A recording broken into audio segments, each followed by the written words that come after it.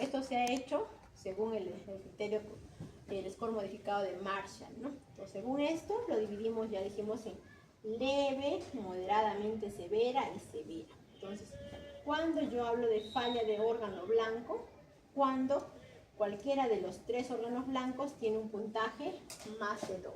Es decir, el PAFI tiene que estar menos de 300. Ya digo que es un paciente que ya tiene una falla de órgano pulmonar. Creatinina más de 1.9, ya hay una falla de órgano, ¿no? Renal. Y si la presión arterial sistólica está menos de 90 y no responde a fluidos. Entonces, cualquiera de estos, si ya hay falla de órgano, si es menos de 48 horas que se recupera, digo que es un paciente con pancreatitis aguda moderadamente grave o severa. Si es que esto es más de 48 horas, es severa. Entonces, eso traten de memorizarlo porque esto va a ser pregunta de su examen. O sea, un paciente, un caso clínico, venga con creatinina de 2, por ejemplo, ya. Ustedes tienen que decir que ya hay falla de órgano blanco, ¿no? Entonces, es importante que memoricen esos datos para su examen. Luego, este esquema es importante porque nos ayuda a determinar, ¿no? qué tan frecuente yo tengo un paciente con pancreatitis aguda moderadamente severa con falla orgánica persistente. Entonces, de todos los pacientes que ustedes tengan, solo un 30% va a ser una inflamación sistémica, o sea, un CIRS, ¿no? Un CIRS. Y de estos pacientes, el 50% va a ser un fallo de órgano blanco. Ya dijimos que estos son los tipos de falla de órgano blanco, ¿no? Entonces, y de estos pacientes, el 7% hacen una falla orgánica transitoria, ¿no? De todos esos pacientes, que tienen una mortalidad de menos del 10%. Pero de estos pacientes que hay un 7% que hace una falla orgánica persistente, ¿no? Y que la mortalidad se eleva hasta un 50%. Es importante que ustedes sepan, ¿no? Cómo clasificar y cómo saber qué pacientes están entrando a falla orgánica, ¿no? Y tratar de corregirla lo más pronto posible. Luego también tenemos qué hallazgos clínicos, ¿no? Que están asociados a un curso severo. Pacientes con edad de más de 55 años, obesos, con comorbilidades como diabetes, hipertensión, que tengan un CIRS, ¿no? ¿Y cómo definimos CIRS? Cuando hay dos o más de los siguientes criterios. Frecuencia cardíaca más de 90, respiratoria más de 20, una temperatura más de 38, menor de 36, leucocitosis o con desviación, ¿no? Izquierda, o que tengan un boom más de 20, una creatinina elevada, un hematocrito más de 44. Entonces, en estos casos, uno debe sospechar que el paciente está haciendo una pancreatitis aguda severa, ¿no? O sea, está entrando a falla de órgano. Y teniendo en cuenta todos estos factores, se han creado scores, ¿no? Score que predicen, ¿no?, la severidad. Ustedes deben memorizarse al menos uno de ellos. El que les recomiendo puede ser el VISA, por ejemplo, que es sencillo de hacer, ¿no? ¿Y cómo consiste el VISA? Consiste en el boom. Si el boom está más de 20 o la URI está más de 42, ya tenemos un punto. Si hay un estado mental alterado, ya tenemos otro punto. Si cumple criterios de CIRS, también, ¿no? Que son 2 de los 4 que dijimos. La edad, acá la edad para este score es más de 60 años y que haya una efusión pleural. Ustedes tienen un VISA calculado a las 48 horas de iniciar la pancreatitis. Ustedes, es más de 3, dicen que ya este paciente está yendo a una pancreatitis severa, yo tengo que prestar especial atención en el manejo adecuado. Luego también tenemos acá la PCR más de 150 y la procalcina que también debe estar incrementada. Ambos, como vemos en pacientes con pancreatitis edematosa, la PCR tiene su pico máximo al tercer, cuarto día. Por eso es que recién pedimos la PCR a partir de las 48 o 72 horas. No se pide también de ingreso, ¿no? Excepto que el paciente ya ha dicho, porque estuve con dolor ya 2 días antes de venir acá, ¿no? Pero si dije, me ha dolido hace 2 horas, pues no tendría mucho sentido pedir la PCR tan pronto, ¿no? ¿Por qué? Porque aún no va a estar tan elevada. Y sin embargo, cuando es una pancreatitis necrotizante, también se eleva el tercer día, pero hasta el quinto día es mucho más y persiste elevado, ¿no? Persiste en valores más de 200 incluso, ¿no? Por mucho tiempo. Entonces, esas también es una de diferenciar ambos tipos de pancreatitis, la leve, la leve o la edematosa, la necrotizante, ¿no? También nos ayuda a diferenciar la TCA. También ustedes van a revisar acá el score de Apache, que igual no se usa bastante en la UCI para determinar también el pronóstico del paciente, ¿no? Más de 8 puntos ya hablamos de una pancreatitis aguda severa. Ahí están sus puntos de corte, ¿no? Entonces dijimos Apache 2 mayor o igual a 8, el VISA mayor o igual a 3 a las 24 horas, también se calcula a las 48 horas porque es progresivo, ¿no? La pancreatitis es una enfermedad que progresa, que evoluciona en el tiempo. El Ransom también, la urea, el ingreso, la PCR, ¿no? Pero las 32 horas. Luego, entre estudios imagenológicos ya nuevamente estamos repitiendo acá que las indicaciones de la tomografía son cuando hay un diagnóstico inicial poco claro, cuando ya tenemos criaturas que ya hemos mencionado cuáles son los exámenes que nos predicen severidad, cuando una falla en el manejo conservador, en el deterioro clínico, y recién pedimos a los 3 días, ¿no? Tercer, cuarto, quinto día. ¿Por qué? Porque recién ahí aparecen las complicaciones. Luego, la resonancia es mejor detectando la necrosis, solo la tomografía si es que no es concluyente, claro, solo si la TEM no es concluyente o si no tiene una falla renal aguda o si no lleva el contraste o si le va a hacer muchas tomografías. Después, este es otro dato que nos da en la guía americana de gastroenterología. Todos pacientes que tengan más de 40 años, en quienes no está establecida la causa, también debemos pedir una tomografía. ¿Por qué? Porque puede haber una sospecha de un cáncer de páncreas, ¿no? Porque también es parte de la etiología, como hemos mencionado, ¿no? Entonces, también está indicado eso. Luego, ¿cómo evaluamos la tomografía? La evaluamos según este score, ¿no? Tenemos el score acá, este score nos suma los 2 puntos, es un score con un índice de severidad. Entonces, acá tenemos el famoso, ¿no? Baltasar, ¿no? Para la tomografía. Si es un Baltasar A, es un páncreas normal. Si es un B, está agrandado ligeramente, ¿no? El páncreas. Si es un C, ya hay anomalías intrínsecas del páncreas asociado además a cambios del tejido peripancreático. D, cuando ya hay una colección, ¿no? Pero no está bien definida. Y E, cuando ya hay más de 2 o más colecciones. Entonces, esto nos habla de la colección o del edema pancreático y asociado al puntaje, ¿no? De necrosis. Cuanto más necrosis haya, el índice es más alto, ¿no? Por ejemplo, en este caso ustedes pueden evidenciar es un páncreas intrapancreático, o sea, dentro del páncreas hay una colección heterogénea con aire, que no tiene una pared definida, es una colección, aquí hay una colección intrapancreática, pero también hay peripancreática, ¿no? Entonces hay más de 2 colecciones, sería la I, 4 puntos. Si vemos cuánto necrosis hay, todo esto está necrosado, ¿no? Porque el páncreas normalmente capta contraste uniformemente, pero en este caso no ha captado nada, ¿no? Todo solamente el borde se ve, entonces es un páncreas que está necrosado en más del 90%. Entonces tenemos ahí un índice de severidad alto, ¿no? Tomográfico.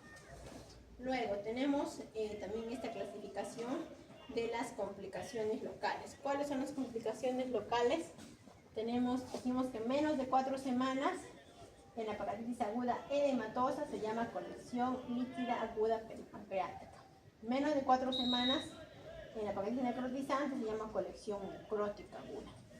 Si estas colecciones persisten más de 4 semanas, esta se llama ya pseudoquiste pancreático y esta pasa a llamarse necrosis pancreática encapsulada o el WOM, ¿no? Entonces tenemos que tener en cuenta esto porque antes acá tenía otro nombre, acá se llamaba, digamos, flemón pancreático, pero ahora ese término ya no se utiliza.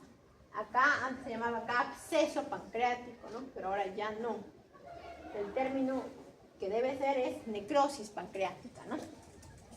Encapsulada.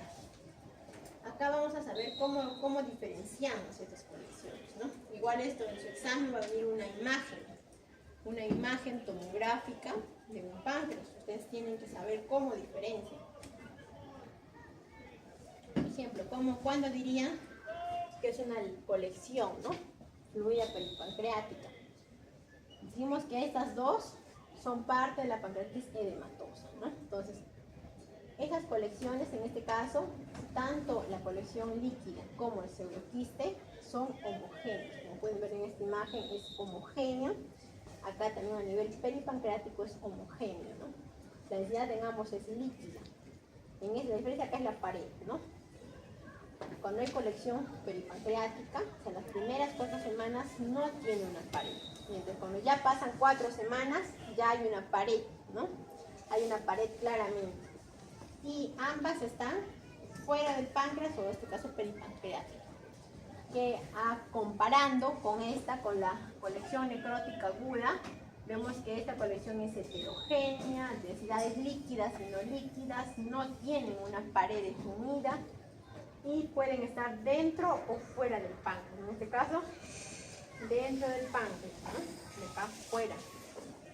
Y mientras que la necrosis encapsulada es cuando esta misma colección ya tiene una pared definida. Esa es la manera como diferenciamos ambas. Entonces, en esta imagen, a ver, la última de esta columna, ¿qué te parece esta imagen? Mira, fíjate donde señalan las flechitas. Vemos que está el páncreas aquí. Y acá hay unas zonas que no están captando contraste, que están fuera del páncreas, acá también se pueden ver, ¿no? No captan contraste, están fuera del páncreas, es homogénea. ¿Qué puede ser?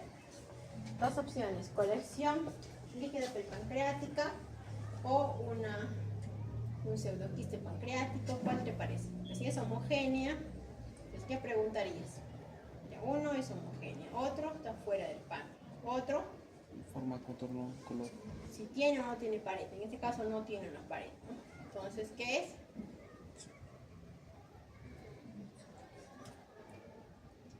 Dijimos que la diferencia entre la colección líquida peripancreática es la pared, ¿no? En este caso, si no tiene pared, es una colección líquida peripancreática, ¿no? Como si tuviera una pared, ya diríamos que es un pseudoquiste, ¿no? Entonces, esa es la respuesta, ¿no? Una colección líquida aguda peripancreática. Y acá tenemos otros ejemplos más. Por ejemplo, ¿por qué decimos que es una colección necrótica aguda? Porque uno es heterogéneo, ¿no? Acá pueden ver que está dentro del páncreas, intrapancreático, es heterogéneo y no tiene una pared. Y en este caso es una colección, dos colecciones que tienen pared, ¿no? Tiene una pared claramente definida, es homogénea, es líquida, ¿no? Entonces, ¿qué es? Está fuera del páncreas. Entonces, ¿qué es? Es un pseudoquiste pancreático. Y esta última es una necrosis encapsulada. ¿Por qué? Porque tiene pared, ¿no? Esta está dentro del páncreas, ahí se ve su pared, tiene incluso aire dentro del páncreas, es heterogénea, zonas líquidas y sólidas, entonces es una colección encapsulada, ¿no? Luego tenemos el manejo. ¿Cuál es el pilar del tratamiento en este caso? Es la fluidoterapia, la analgesia y el soporte nutricional. ¿Por qué colocamos esa balanza ahí? Porque recordemos que cuando hidratamos a un paciente pueden pasar dos cosas, ¿no? Si es que lo hidratamos mucho, el riñón va a estar bien, ¿no? Porque va a tener bastante líquido, pero el pulmón se va a congestionar. Entonces puede hacer disnea, ¿no? Caso contrario, no lo hidratamos mucho, el pulmón va a estar bien, pero el riñón va a comenzar a hacer menos diuresis, entonces debe haber un balance en la hidratación para no afectar a estos órganos, ¿no? Entonces es importante la hidratación. Y luego acá hay otro dato importante, ¿no? ¿Cuándo consideramos el día cero? El día cero está determinado por el momento de inicio de dolor. O sea, el paciente que empezó el dolor hace 2 días, dolor intenso, con náuseas, ahí es cuando es el día cero. O sea, el día cero no es cuando el paciente ingresa por emergencia, es el día en el que inició el dolor. Luego, ¿cuáles son las horas doradas? Son los primeros 3 días, ¿no? Que si ustedes en esos 3 días actúan adecuadamente, el paciente va a ir bien. Pero si ustedes no le dan hidratación adecuada ya por gusto, pues hidratarlo, nutrirlo las primeras, ya después del tercer día ya no sirve de mucho. Entonces, ¿por qué hidratamos al paciente? Porque queremos, uno, compensar, ¿no?, la pérdida de fluidos, queremos mantener la perfusión del tejido pancreático, igual como en el ACV, ¿no? Queremos ver la perfusión del tejido cerebral, acá es igual, ¿no? Si uno no hidrata, no llega buena perfusión al páncreas. Prevenir la hipercoagulación y debería ser rápido, ¿no?, dentro de las primeras 24 horas de iniciado el cuadro, o sea, de la hora cero, ¿no? Y debe ser una hidratación moderada. Acá ha habido bastantes cambios. Ustedes se ponen a revisar un poco de esto de historia de pancreatitis. Antes se hablaba de una hidratación agresiva, o sea, le daban 3, 4, 5 litros diarios, ¿no?, de líquido. Pero ha habido estudios que han comparado y se ha visto de que si uno hidrata mucho va a causar congestión pulmonar, edema agudo de pulmón. Entonces eso resulta más perjudicial, ¿no? Entonces por eso que se recomienda una hidratación moderada. ¿Con qué hidratamos? Lactato de Ringer o suero salino. En este caso los dos se han comparado. Como dice acá, hay igual, ¿no? Igual cantidad de casos graves, de complicaciones locales, y tanto así también exceso hospitalario y mortalidad. Lo único que hay una pequeña diferencia es que hay menos inflamación cuando usamos el lactato Ringer, ¿no? Menos inflamación evidenciado por un CIRS, ¿no?, por el CIRS y la PCR. Y en caso de cuando damos suero salino puede haber acidosis hiperclorémica. Luego, ¿cuándo tenemos que hidratar de manera moderada? Entonces, cuando es pancreatitis aguda leve, no hay complicaciones locales, no hay fallas del órgano blanco y no hay un secuestro de erección. En este caso no requiere mucha hidratación, ¿no?, solo lo necesario. Y en este caso, cuando es severa, moderadamente severa, que ya hay complicación local, hay secuestro de líquidos en el tercer espacio, hay hemoconcentración, hay un flujo urinario bajo, ahí sí requiere, ¿no?, un moderado requerimiento de líquidos. ¿Y a qué nos referimos con esto? Ahí, acá tenemos el resumen. Entonces, dijimos debe ser la hidratación dentro de las primeras 72 horas y dirigida a cada paciente, debe ser monitoreada. Entonces, ¿cómo se debe hidratar? Paciente que ingresa con shock o deshidratación, debe haber un bolo de 10 mililitros por kilo y luego una infusión continua de 1.5 mililitros kilo hora. Si no hubiera deshidratación, 1.5 mililitros por kilo por hora. ¿Para qué, no? ¿Cómo yo controlo que esté hidratando bien o mal? Si digamos, clínicamente tengo que bajar la frecuencia cardíaca, menos de 100. Una PAN entre 65 y 85. Una diuresis entre 0.5 a 1.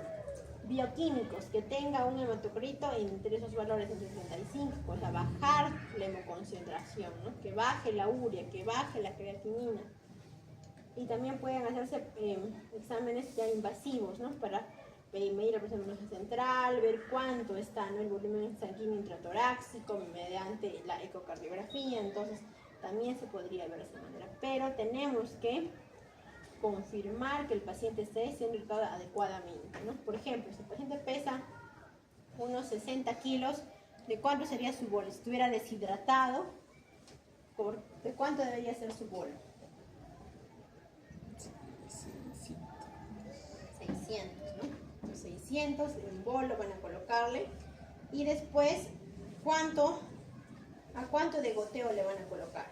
Dijimos 1.5 por 60 kilos por 24 horas. ¿Cuánto sale eso? A ver, calculen. 60, 90. A ver, calcular. Tiene que hacerse cálculo para poder tratar a sus pacientes adecuadamente, ¿no? 1.5 por 60 por...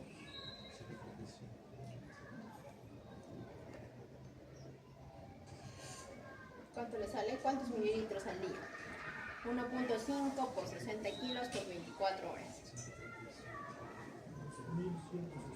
Mira, pues son 2 litros diarios. Sí, 2 litros. Entonces, 2 litros diarios, ¿cuántas gotas van a pasar? Si 1 litro pasa a 15 gotas, 3 litros pasan a 45 gotas, 2 litros a cuántos van a pasar, ¿a cuántas gotas? Una regla de 3. Si 15 gotas, pasa 1 litro en 24 horas, 45 gotas pasan 3 litros, 60 gotas pasan 4 litros. ¿Cuántas gotas pasarán 2 litros en un día para pasar? 30, pues, ¿no? Sí, 30 gotas. Usted es licenciada, por favor, le coloca su bolito de 600 y luego le pasa un goteo de 30 gotas, ¿no? 30 gotas del lactato Ringer o del cloruro para que en total le pase 2 litros, ¿no? Pero eso yo lo tengo que confirmarlo, ¿no? A las 12 horas yo tengo que ver, ¿no? Tengo que pedir exámenes para ver si está adecuada la hidratación, ¿no? No tengo que darle un bolo más, aunque lo vamos a revisar. Entonces, ahí está, ¿no? Este es el resumen de un trabajo que hubo a nivel multicéntrico, randomizado, que se llamaba Waterfall. Es un estudio que se hizo a nivel de varios países, donde se concluyó lo siguiente, ¿no? El paciente estaba hipovolémico, decimos, se le da el bolo durante 2 horas y luego la perfusión, ¿no? Luego, cuando yo sospecho que está hipovolémico, cuando sale la creatinina elevada, cuando sale el hemoglobino alto, cuando hay creatinina, urea que siguen elevadas, una diuresis menos 0.35 mililitros kilo hora, una presión arterial menos de sistólica menos de 90 o que el paciente tenga sed. Si tiene sed, hay mucosas orales secas, hay signo del pliegue, está deshidratado, ¿no? Clínicamente se tienen que dar su bolo de lactato, en este caso sería el mejor, ¿no? O si no tuvieran el cloruro. Luego la perfusión del lactato Ringer a 1.5 kilo hora. Luego pasan 12 horas, tengo que reevaluar, ¿no? Haciendo tanto ver si el dolor ha bajado, tengo que ver si es que ya tiene ganas de comer. Si está menos de 5/10 el dolor, y tiene ya apetito, podría comer. Pero ahí controlo nuevamente la volemia, ¿no? Y veo si es que hay signos de hipovolemia, según estos criterios, ahí tendré que dar otro bolito más. Si es que ya no hay signos, continúo con la perfusión hasta 72 horas. Y si es que sospecho de que hay una sobrecarga de fluidos, tendría que ver todos estos criterios. Si es que el paciente tiene disnea, si tiene edemas, si es que hay una radiografía que hay alas de mariposa y congestión pulmonar. Entonces, en este caso, ¿qué digo? Está mucho, entonces voy a bajar, ¿no? Bajamos la cantidad. Entonces es importante que ustedes sepan eso. Luego, el paciente cuando come, cuando ya el dolor ha bajado y ya tiene apetito. Entonces, normalmente se da una dieta blanda, ¿no? En caso de que el paciente no pueda, no tenga apetito, siga con las molestias, se puede optar a una nutrición enteral por sonda nasogástrica o nasoyeyunal, o si es que está sedado, está intubado porque la paciente comenzó a hacer distrés respiratorio, se coloca igual sonda nasogástrica o nasoyeyunal. Entonces, ¿con qué iniciamos de dieta? Una dieta blanda, hipograsa o sólida, ¿no? Se recomienda no hacer la progresión. Es que normalmente en hospitales, ustedes ya han estado, están rotando, pueden ver que hay veces se les da de a pocos, ¿no? El paciente viene con el dolor, le damos dieta líquida restringida, dieta líquida amplia y luego recién la dieta blanda. Pero ¿qué dice la evidencia científica? Que hay que dar de frente la dieta blanda hipograsa, ¿no? Después, ¿en qué pacientes colocamos sonda nasogástrica o nasoyeyunal? ¿De qué depende? Depende, uno, si el paciente, en ambos se ha comparado los estudios, se ha visto que es similar. Solamente podrían colocar sonda nasoyeyunal en caso de que el paciente tenga vómitos persistentes, haya una compresión extrínseca a nivel de duodeno, ¿no? Es, a veces cuando hay esas colecciones que les he comentado, la colección líquida peripancreática, hay una necrosis pancreática o hay el mismo hilo, edema, hace que el paciente esté vomitando constantemente. Entonces, en este caso sí conviene colocar una sonda nasoyeyunal, pero en los demás pues va bien con una nasogástrica. ¿Y con qué damos nutrición enteral? Acá tenemos el osmolal, que es bueno, que se usa en nutrición enteral, es isoosmolar, ¿no? Y por eso es que se coloca en yeyuno, ¿no? Debería ir esa nutrición, que es isoosmolar. Luego, acá tenemos un resumen de la nutrición según la guía de salud. En esta guía dice que si es procalcitis no severa, ustedes podrían esperar hasta 2 días para iniciar la nutrición enteral. Pero cuando el paciente ya está haciendo parálisis aguda severa, tienen que esperar máximo 72 horas. O sea, no pueden dejar a un paciente sin comer más de 3 días. ¿Por qué? Porque ustedes hacen eso, que va a pasar, el páncreas va a tener, aparte de hipoperfusión, va a ver que no llegue muchos nutrientes, y eso va a que el páncreas tenga más necrosis, más isquemia y al final menos páncreas, ¿no? Luego los analgésicos. ¿Qué utilizamos para los analgésicos? Utilizamos, uno podría utilizarse los opioides, los AINE. Normalmente lo que siempre usamos como primera opción es el metamizol, ¿no? Para dolor. Metamizol, paracetamol. Si con eso no calma, subimos escala, ¿no? Tramadol. Si con eso no mejora, fentanilo, codeína. Todo eso podríamos utilizar. O sea, la analgesia no, ahorita no es como que ya. Siempre con algún medicamento no. Ustedes pueden empezar con el medicamento que el paciente le vaya bien. Esto les traje de salud. ¿Qué lo decía la guía de salud? Que inicien, ahí sí consideran iniciar con tramadol. Y si es que no mejora, aumentan dosis de tramadol. Y si es que eso no mejora, recién aumentan a morfina, aumentan a petirina. Luego, cuando hablamos de antibiótico-terapia, ¿en qué pacientes ustedes creen que deberíamos dar antibióticos? Los que ya han pasado Cuando hay sospecha, cada 2 semanas, pero también hay sospecha de infección, ¿no? Entonces, ¿qué pacientes son los que se infectan? Casi siempre los que tienen necrosis. Recordemos que la necrosis pancreática es un caldo de cultivo, ¿no? Para la infección, la necrosis. Entonces, en los pacientes con pancreatitis aguda se ha hecho este estudio, como ustedes pueden ver, estudio clínico aleatorizado, y se ha dado antibióticos, uno basado en el juicio médico del paciente y otro guiado por propacitonina. Se ha pedido la propacitonina a los 0 días al ingreso, al cuarto y 7º día. Entonces, si es que tenían más de 1 nanogramo por mililitro de propacitonina, ya iniciaban antibióticos. Entonces, teniendo estos dos criterios, se ha visto de que el uso de antibióticos ha sido mayor en el basado en juicio médico, ¿no? Pero cuando se han comparado los resultados de las infecciones, la mortalidad, se ha visto que son similares. Entonces, ¿cuál es el mensaje de esto? Que uno debería dar antibióticos guiado más en la procalcitonina. Entonces, ¿qué nos dice? Si uno se guía basándose en la procalcitonina, va a permitir dar antibióticos a los que realmente necesitan la proporción adecuada, no darles a más personas, ¿no? Entonces, ¿por qué es importante la necrosis? Porque de las 100 paquetes que ustedes van a tener, la mayoría, 73, no hacen ningún tipo de complicación.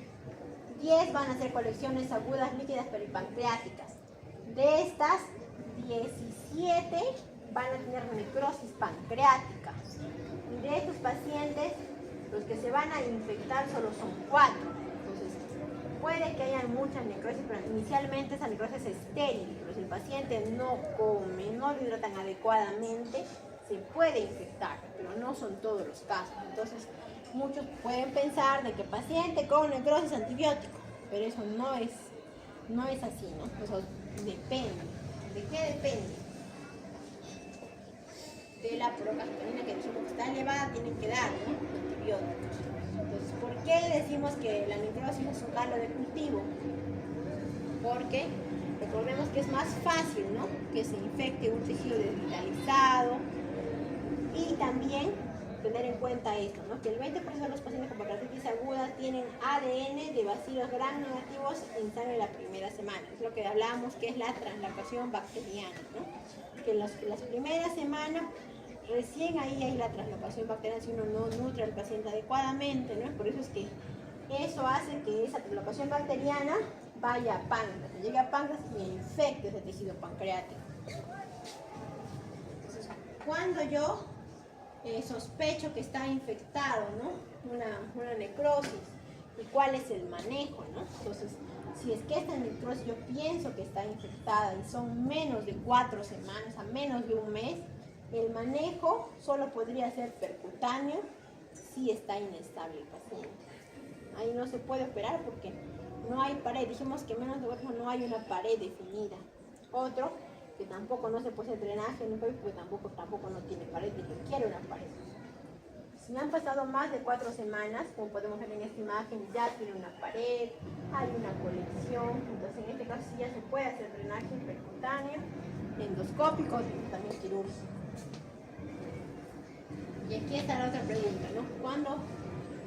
Cuando yo tengo una alta sospecha de necrosis infectada, cuando hay una fiebre, hay un CIRS, de nuevo que no mejora, ¿no? A partir de la segunda semana, hay un fallo orgánico que tampoco mejora a partir de la segunda semana, por eso es que la segunda semana ya es vital, ¿no? Es clave porque ahí recién hay las complicaciones, ahí recién hay la infección. O cuando yo veo aire en un paciente, o sea, aire dentro del páncreas, dentro de la necrosis en un paciente con una clínica compatible. Aquí está el resumen de cómo se maneja la infección de la necrosis pancreática, además de los antibióticos, porque usamos antibióticos que tengan una buena penetrancia pancreática, pero también hay que utilizar el drenaje cuando es una colección líquida, ¿no? Cuando el líquido es homogéneo, yo coloco un dreno, ¿no? Puedo drenar mediante catéteres o por vía percutánea, por la luz intervencionista, o por vía endoscópica, colocando stent como prótesis que me van a hacer que haya un buen drenaje.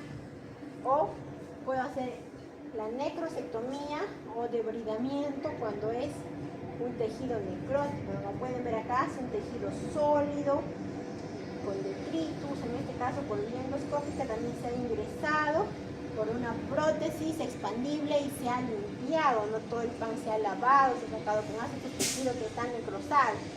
O también pueden hacerlo por vía quirúrgica, con este método que se llama BAR, que es, entran por la fosa renal mediante laparoscopio, comienzan a sacar todo ese tejido, ¿no? Necrosado. Luego, el siguiente punto es cuando damos antibióticos, cuando hacemos CEPRE en los pacientes. CEPRE se hace cuando hay pancreatitis aguda asociada a colangitis aguda o cuando hay obstrucción a nivel de la vía biliar, ¿no? Entonces, cuando hay colangitis y obstrucción por el colédoco, ahí tenemos que hacer una CEPRE. Entonces, ¿en qué momento se hace eso? Se hace CEPRE urgente menos de 24 horas cuando hay colangitis. Si no hay colangitis, pero hay una obstrucción biliar, hacemos, pero ya no es tan urgente, ¿no? Hasta 72 horas podríamos hacerlo después. Luego, acá el manejo de las complicaciones locales depende mucho de, uno, el pseudorquista que dijimos que era parte, ¿no? De una colección que se da cuando hay pacientes ya más de 4 semanas con cápsula homogénea, solo se maneja es conservador generalmente, ¿no? Solo se drena cuando hay dolor, signos de obstrucción, una infección o permanece, ¿no? Más de 4 centímetros por más de 6 meses podríamos pensar en drenarlo, pero si no, no se drena. La colección necrótica aguda depende, ¿no? Si es que es pequeña y solo hay inflamación, no hay infección, se podría dar solo antibióticos, pero si ya dijimos que ya hay una infección, puede drenar mediante el drenaje percutáneo, ¿no? Cuando es menos de 4 semanas. Y la necrosis encapsulada igual, ¿no? Cuando ya hay signos de infección se puede hacer, pero como es más de 4 semanas, mediante endoscopía, percutáneo o quirúrgico. Entonces, esto es lo que les traje con respecto a la necrosis aguda y importante, ¿no? Que memoricen la crioterapia, cómo es que se realiza, el uso de AINES, también opiáceos, la dieta, cuando el paciente ya pueda tolerar dieta, ¿no? Y no deben dar la dieta líquida, ¿no? Dieta blanda y grasa. Y siempre pedir, ¿no? La proximina para definir si es que hay o no una infección de la necrosis, que requiere o no antibióticos, ¿no? Y sospechar de infección cuando hay inflamación o fallo orgánico a partir de la segunda semana, ¿no? Y el antibiótico se utiliza de manera terapéutica, ¿no? No se usa antibiótico profiláctico, no está demostrado y no se usa. Solo se usa cuando hay signos de infección y puede ser seguido de un drenaje percutáneo endoscópico. Y si no hay una mejoría con el antibiótico, recién podrían hacer la necrosectomía, ¿no? Ahora vamos a hacer el casito clínico. A ver, puedes leerlo por favor. Caso clínico. Varón de 54 años que acude a urgencias por dolor abdominal epigástrico de instauración brusca en las últimas 24 horas. Irradiado en cinturón, con vómitos asociados, sin fiebre termometrada ni tiritona, sin antecedentes de interés salvo cólicos biliares de repetición. Pendiente de colestectomía electiva por parte de cirugía general. No toma medicamentos a diario. A la exploración. Presión de 160/100, frecuencia cardíaca de 100 latidos por minuto, frecuencia respiratoria 14, buen nivel de conciencia, orientado y colaborador, auscultación cardíaca normal, salvo mínimos crepitantes en ambas bases, abdomen blando, doloroso en epigastrio, con defensa voluntaria, así peritonismo, Murphy negativo, Bloomberg negativo, sin edemas de miembros superiores. Entonces, en este caso vayan captando, ¿no? Cuáles son los criterios de CIRS que puede tener, ¿no? Vayan viendo, ¿no? Y la presión, la frecuencia cardíaca. Luego pedimos estos exámenes, a ver. El siguiente, por favor. En urgencias se realizan varias pruebas complementarias. Rayos X de tórax, mínimo derrame pleural bilateral, analítica de orina, seguimiento normal, analítica de sangre, a destacar leucocitosis de 16.000, creatinina 1,2 miligramos por litro, urea 60, amilasa 1.200 unidades, LDH 360 unidades, AST 120 unidades, ALT 144, PT 1,2 miligramos, PCR 12 miligramos. Sí, esta bilirrubina total, ¿no? Bilirrubina total, 1.2 ya. Eco- Ecografía abdominal normal, salvo páncreas edematoso con líquido libre en flancos, microlitiasis en vesícula biliar, paredes de la vesícula adelgazadas, Murphy ecográfico negativo, vía biliar no dilatada. Entonces, claramente estamos ante una pancreatitis aguda, ¿no? ¿Por qué? Por el dolor y la elevación de amilasa, de lipasa, ¿no? Y además, ¿qué podemos ver? Si buscamos falla de órgano blanco, ¿tenemos algún órgano blanco que esté fallando? Dijimos para eso que era la creatinina, la presión, ¿qué más?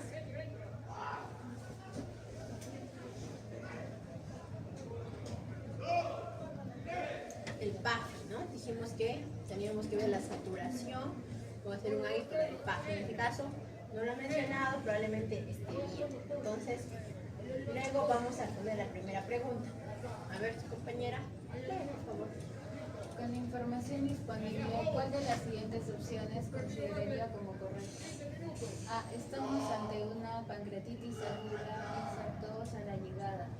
Se debería ingresar al paciente en dieta absoluta, al menos 72 horas, y solicitar de forma sistemática una tomografía computarizada del abdomen a las 48 a 72 horas. B. Estamos ante una pancreatitis aguda exartosa a la llegada. Se debería ingresar al paciente en dieta absoluta, reiniciando la dieta lo antes posible y asociando antibiótico-terapia de respecto por datos analíticos de colangitis aguda asociada. C. Estamos ante una sospecha de cólico biliar complicado con reacción pancreática asociada, por lo que realizaría el ingreso de una con la resonancia magnética. D. Estamos ante una pancreatitis aguda desastresa a la llegada.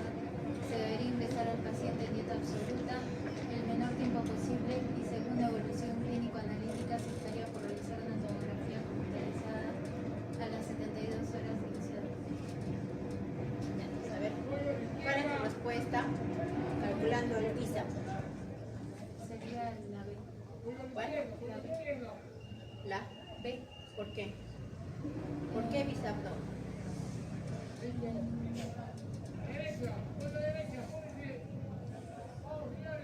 O sea, ¿cuáles son los criterios de visa? A ver, hemos dicho visa B del BUN, ¿no? BUN más de urea más de, mira, acá tenemos la urea en 60, ¿no? Ya, una urea en 60. Luego tenemos también una desorientación, ¿no? Hay un problema cerebral, ¿no? Entonces, tenemos que, tenemos Leucocitosis. ya. El CIRS, ¿tiene CIRS? Sí, tiene CIRS, ¿no? Luego, ¿qué más? A ver. La edad, más de 60, no tiene 60. Y la última es el derrame pleural, no ¿Cuántos tiene criterios de visa? Ahí tienen sus respuestas, ¿no? ¿Cuántos? Tenemos 3, ¿no? Porque si tenemos la urea, tenemos el CIRS y tenemos el derrame pleural, ¿no? Tiene 3, tenemos ahí la respuesta. ¿Y por qué no puede ser la 2? Porque ya dijimos que el paciente no debemos iniciar antibiótico-terapia empírica o profiláctica. No está indicado, no se debe dar. Entonces, la respuesta sería esta porque es una enfermedad aguda, pero es un visa 3 y que debe ingresar el paciente en NPO el menor tiempo posible y según la evolución recién optaríamos a hacer una tomografía a las 72 horas, que es adecuado, ¿no? No se hace el ingreso. Luego, este paciente se evoluciona de forma desfavorable desde el punto de vista clínico, con lenta instauración de la dieta y aumento de reactantes de fase aguda. Y en la analítica de control a las 48 horas destaca leucocitosis más leucocitosis, creatinina ha disminuido, ALT está mejor, glucosa sigue normal, bilirrubina baja, o sea, en 1-2, no responde 0.98, la PCR está más alta, es en 340, la proximina está a 0.05, no llega a ser mayor de 1, pero el paciente experimenta fiebre. 38.3 grados, pero sin tritonas o escalofríos. Y hay un dolor abdominal controlado. En este caso, a ver, el siguiente, compañero de negro. A ver, léenos y dinos tu respuesta. ¿Cuál de las siguientes aseveraciones sería falso? A. Extraería cultivos en el momento de la fiebre y descartaría otros focos plausibles. Radiografía de tórax, cultivo. Revisión de vías periféricas para descartar flebitis. La B, dada la mala evolución de la pancreatitis y aparición de la fiebre, se necesitaría un ataque de abdomen permanente. C, mantendría dieta oral y no la retiraría salvo aparición de síntomas obstructivos. Y la D, dado que estamos en una pancreatitis aguda de origen biliar con evolución tórpida, comentaría caso con unidad de endoscopía para la realización de una colangiopancreatografía retrógrada endoscópica precoz. Ya ver, ¿cuál es la falsa? ¿La falsa? A ver, ¿qué te hice tu pregunta? ¿No? La C. ¿La C? ¿Por qué? Por la dieta. O sea, en ese caso no se tendría que mencionar la dieta oral. Si no. O sea, si tú dices que esa es falsa, quiere decir que no mantendrías la dieta, ¿no? Porque dice que es falsa. O sea, para ti esto es correcto, ¿no? Tenemos cultivos ya. Haciendo fiebre, tú pides hemocultivos para ver de dónde está la fiebre, ¿no? Buscas otros focos, ¿no? Buscas problema pulmonar, vías periféricas, urocultivo. Y aparte, tomas una tomografía, haces una CEPRE, ¿no? Tú dices que haces una CEPRE. Y más bien esto para ti es falso, ¿no? Si es falso, quiere decir que tú en caso no mantendrías la dieta oral. ¿Eso harías? ¿Seguro? Dice cuál es la falsa. A ver, recuerda. Primero, ¿este paciente tiene o no colangitis? Dijimos que solo sería CEPRE cuando hay colangitis. ¿Tiene o no tiene colangitis tu paciente? No hay, pues, ¿no? ¿Cuándo hay colangitis? Cuando hay colédoco dilatado, hay bilirrubinas altas, un perfil hepático compatible. Entonces, en caso de que haya eso, ya hay una colangitis. En este caso, no hay una colangitis, ¿no? Entonces, esa sería la falsa, ¿no? Porque entonces no van a hacer CEPRE al paciente, porque no tiene colangitis. Dijimos que solo se hace CEPRE cuando hay colangitis aguda o hay una obstrucción, ¿no? Prolongada, o sea, bilirrubinas elevadas, un patrón colestáceo. En este caso no hay, entonces no se hace. Entonces esa es la respuesta falsa, ¿no? Luego, este paciente se le diagnostica una bacteremia por catéter, ¿no? Se tenía una flebitis, ¿no? Una flebitis secundario a Staphylococcus aureus, ¿no? Que responde de manera favorable a antibióticos. Tras 10 días de tratamiento con antibióticos de clofazimina y retirada la vía periférica responsable. En la tomografía de 72 horas se objetivó una pancreatitis aguda necrotizante con una necrosis de 50% del parénquima, un grado E de Baltasar. Cuando dijimos que era grado E, cuando hay más de 2 colecciones, no hay más de 2 colecciones. Y aparte dice con colecciones líquidas, hay necrosis, también hay líquidas, ¿no? Peripancreáticas. Luego se inicia pancreatina. ¿Qué es la pancreatina? Son enzimas pancreáticas, alrededor de 50.000 unidades con las comidas principales. Pero el paciente comienza en torno al día 14 de ingreso. Vamos a las 2 semanas de evolución. La edad precoz, hay dolor abdominal postprandial y hacen una nueva tomografía a los 16 días de ingreso. Esta es su tomografía. ¿Qué pueden ver en esta imagen? A ver, su delegado. ¿Qué pueden ver en esta imagen? Acá está.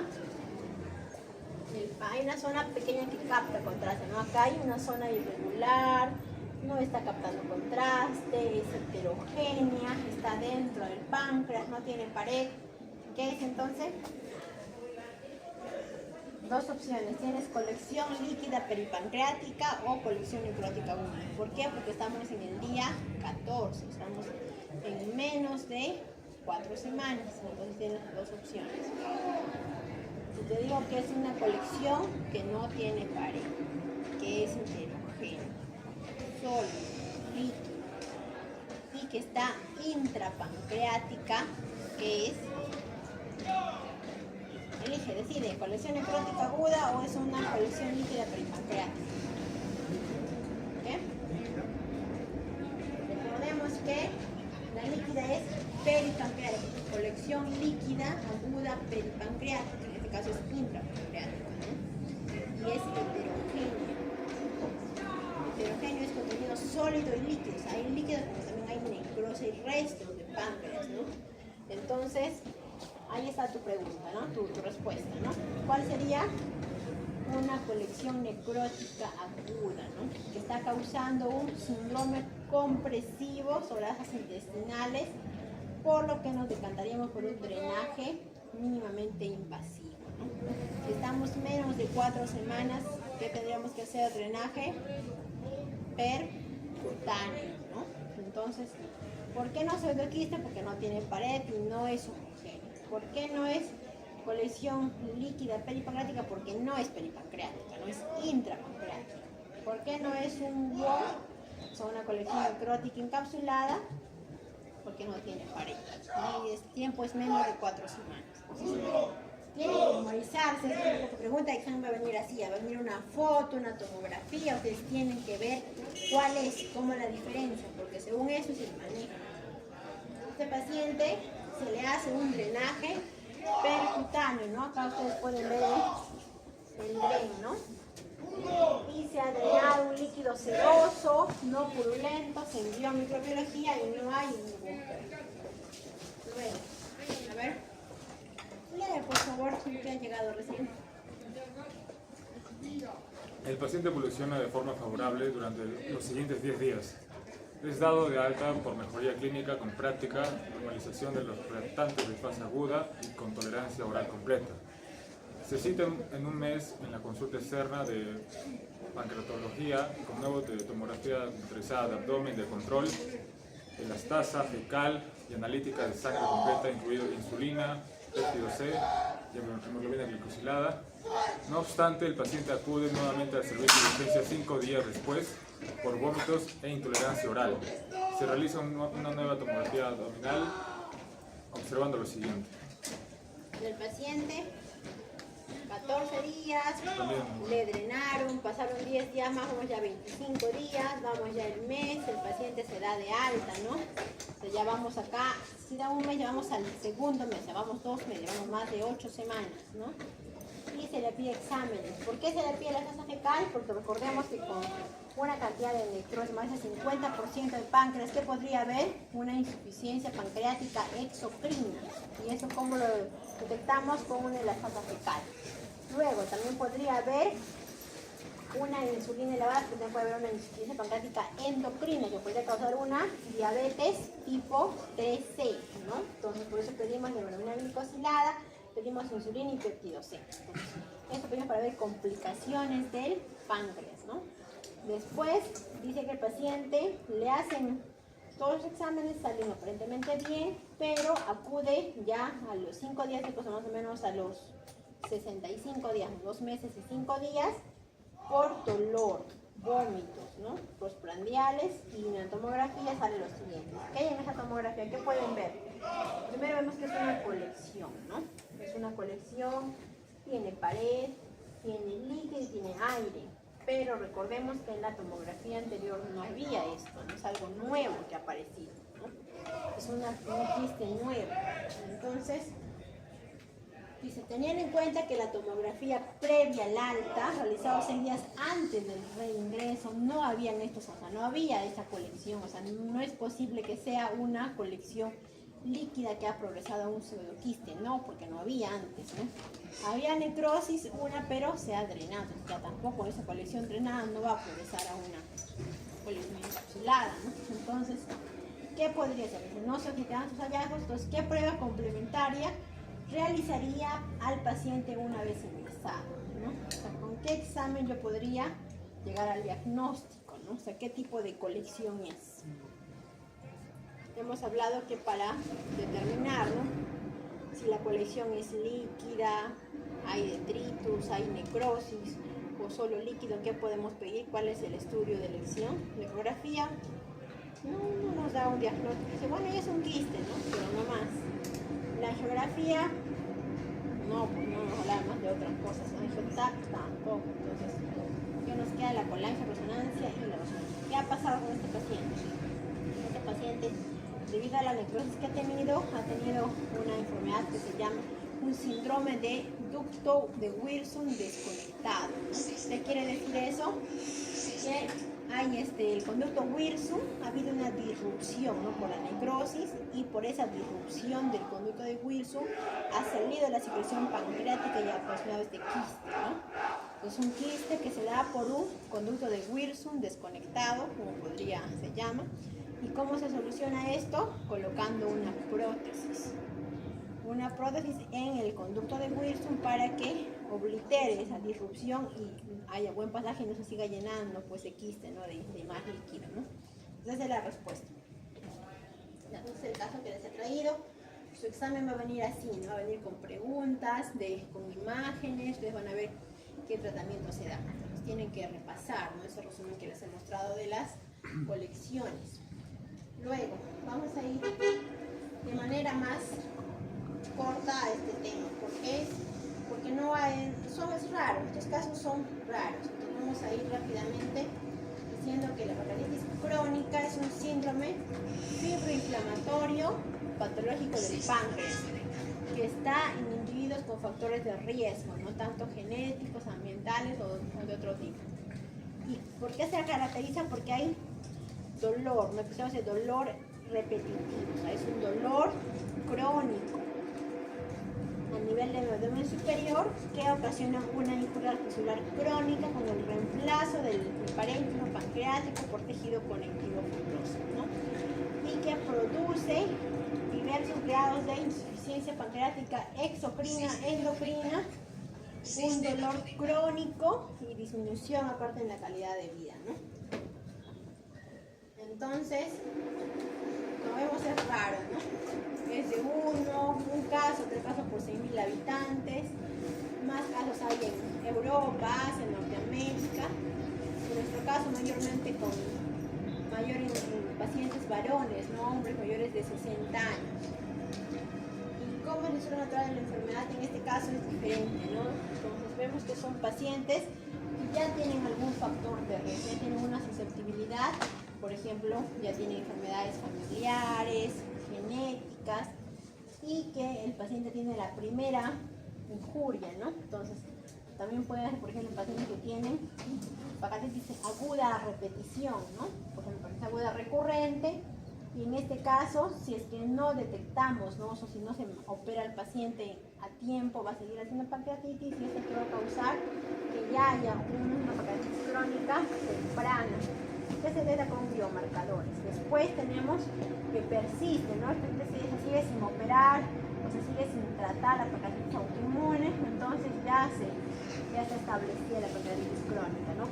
¿Con qué? Porque ya hay una desregulación inmune, hay una disfunción acinar, ya hay cambios, ¿no? A nivel del tejido pancreático del parénquima. El estadio final, que ya ahí es cuando casi siempre los detectamos, ¿no? Es raro que lo encontremos acá. Es más frecuente que ya encuentre un paciente que ya tenga fibrosis pancreática, que ya tenga una insuficiencia tanto exocrina como endocrina. Hay un dolor crónico, entonces ya en estos casos casi los encontramos acá, ¿no? Es más fácil encontrarlos en estos casos porque es difícil llegar al diagnóstico temprano, ¿no? Entonces el manejo en este caso ya solamente va sintomático y de soporte, ¿no? Ya no es un tratamiento curativo. Entonces el dolor puede ser de varios tipos, ¿no? Como puede ser persistente, con algunas fluctuaciones, ataques agudos de dolor, entonces son bastantes tipos de dolor en este caso. Luego, acá tiene que memorizarse esto, el sistema Figaro. ¿Para qué nos ayuda? Este acrónimo nos ayuda para ver la etiología, ¿no? Tiene tanto, esa etiología depende cuál es el manejo, ¿no? La evaluación integral y el manejo según cada etiología. Luego, entonces, ¿qué significa Figaro? T es de tóxico metabólico, I de idiopático, G de genético, A de autoinmune, la R de recurrente y la O de obsesivo. Eso nos ayuda a que memorizarse esto. ¿Cuáles son, por ejemplo, las etiologías? Tenemos en T, tenemos tóxico metabólico, tenemos el uso de alcohol. Puede causar pancreatitis. Entonces, si uno deja de beber, puede que ya controlemos este factor. Luego, idiopático, que hay casos que a pesar de que todos no encontramos, pueden ser más que todo algunos problemas de autoinmunidad, por ejemplo. Luego tenemos los genéticos, tenemos la pancreatitis autoinmune, tenemos la recurrente, cuando hay varios pancreatitis aguda biliar que no se operan a tiempo, pueden hacer una recurrente, y cuando hay obstructiva, cuando hay lesiones como cálculos que obstruyen el drenaje, ¿no? De la secreción pancreática. Entonces, hay que saber todos estos tipos de pancreatitis. Acá vamos a ver cuáles son los genéticos, cuáles son los polipotismos genéticos, que eso bueno no se les va a preguntar, no solo para que ustedes tengan conocimiento cuáles son. Acá tenemos en caso de la autoinmune, ¿no? ¿Cuáles son las enfermedades autoinmunes relacionadas? Puede haber también parálisis autoinmune asociada a una colitis, protitis autoinmune, asociada a las colecitis asociadas a inmunoglobulina G4, tenemos a la globulonefritina, relacionadas con otras enfermedades autoinmunes, ¿no? Vamos a hablar de la autoinmune. De la autoinmune tenemos dos tipos, la tipo 1 y tipo 2. Ambas responden a corticoides. La tipo 1 más bien es en pacientes varones mayores de 50 años que no hay un dolor tan significativo, pero hay una ictericia obstructiva. Indolora y se ve el páncreas en salchichas, un páncreas edematoso y con elevación de la inmunoglobulina G4. Y como les coloqué acá, se asocia a enfermedades sistémicas, tanto con meningitis, esclerosante, nefritis, y responde a los corticoides. Y la tipo 2 es cuando un paciente es mucho más jóvenes, pero que no hay inmunoglobulina G4 elevada, ni afectación extrapancreática. También responde muy bien a los corticoides, ¿no? Pero son casos raros, no es muy frecuente. Ahí tenemos los dos tipos, ¿no? De la autoinmune, la tipo 1 que dijimos que era asociadas a síntomas sistémicos y ambas responden a corticoides. Y la tipo 2 que no está asociada a inmunoglobulina G4, pero sí a la colitis ulcerativa, ¿no? Y ambos casos responden a los corticoides. Otra causa obstructiva tenemos el páncreas divisum, la estenosis ductal benigna o tumores, ¿no? O lesiones obstructivas. Luego tenemos el último que es pancreatitis crónica idiopática. Tenemos tres tipos, ¿no? La de inicio temprano, menos de 5 años, tardío de 35 a 50 años, y la tropical. que está asociada a personas que viven en zonas tropicales, asociadas también a desnutrición, y su base incluye factores genéticos, ¿no? Y también nutrición. En este caso, traten de revisar, ¿no? Más que todo las autoinmunes y la tropical, que pueden ser sus preguntas de su examen de esta fase. ¿Cómo llegamos al diagnóstico? Primero, te llamo, estoy en clases, ¿te puedo llamar ahorita, por favor? Sí, no hay problema, pero no me puedo dar en clases ahorita, por favor, estoy entrando aquí.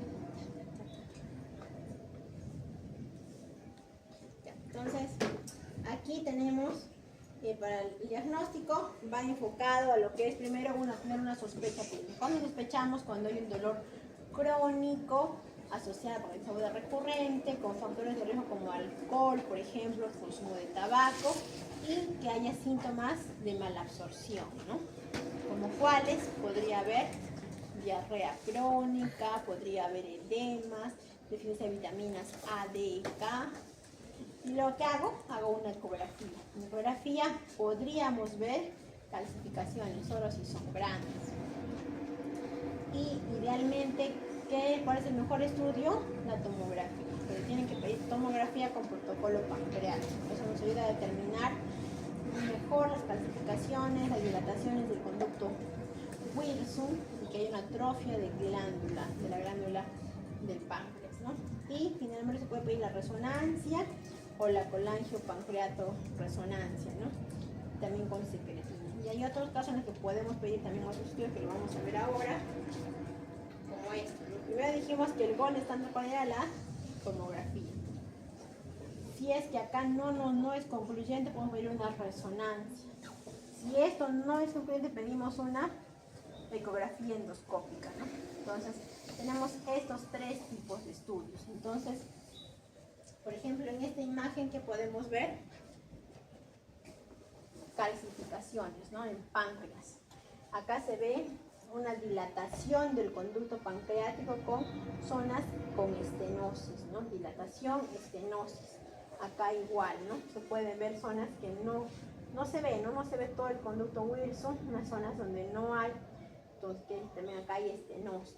Entonces casi siempre vemos estenosis, dilataciones de vía del conducto de Wilson y las calcificaciones que son lo más frecuente en la pancreatitis crónica.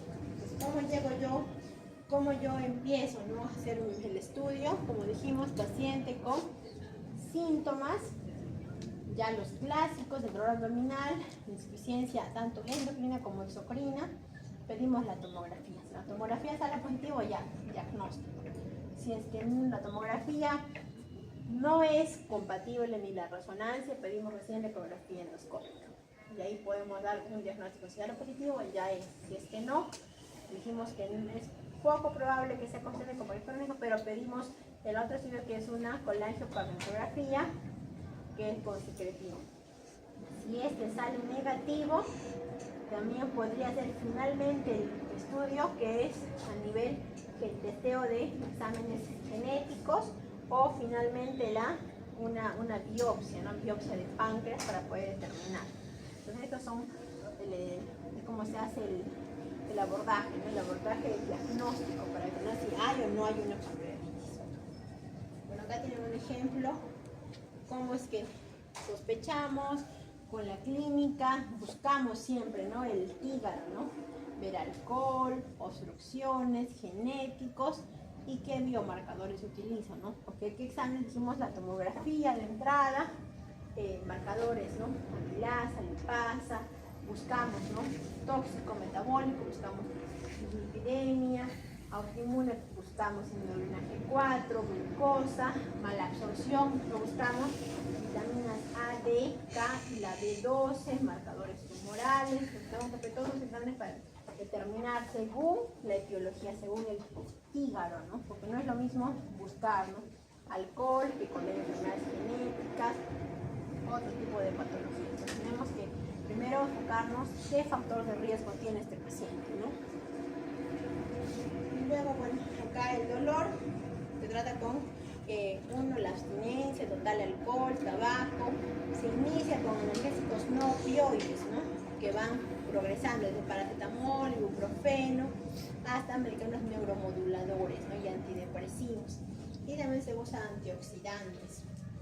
Luego también en caso de que no mejore se puede hacer bloqueo del plexo celíaco, terapia pancreática o cirugía pancreática. Y siempre la dieta, que es importante, ¿no? Dieta hipercalórica, hiperproteica, y también si es que hay insuficiencia pancreática, dar, ¿no? Vitaminas liposolubles A, D, K y B12, vitamina D debe monitorizarse además, ¿no? Prevenir la osteoporosis. Luego, si es que hay diabetes pancreatogénica, también se puede utilizar, ¿no? Los medicamentos como metformina o también insulina, pero hay más riesgo de hacer hipoglicemia. Y acá hay complicaciones de la pancreatitis, ¿no? Crónica. Pueden haber pseudoneurismas, puede haber trombosis, ¿no? De la vena esplénica. Todas son complicaciones de la pancreatitis crónica. Y bueno, acá este es otra imagen, ¿no? Que nos ayuda a determinar también que es más de lo mismo, ¿no? Normalmente hablamos que en pacientes que se sospecha, ¿no? Que haya una pancreatitis crónica, ¿qué tenemos que pedir? Dijimos, empezamos con la tomografía. Si es negativo, la ecografía endoscópica. Si esto no sale negativo, recién la resonancia con secretina. Si no sale, recién el estudio genético, ¿no? Y se puede utilizar también la citología, o sea, una biopsia pancreática, ¿no? Y si esto sale negativo, y recién ahí descartamos completamente de que sea pancreatitis crónica, ¿no? ¿Y con qué se trata? Primero la nutrición, cambiar estilos de vida, dar enzimas pancreáticas, manejo del dolor.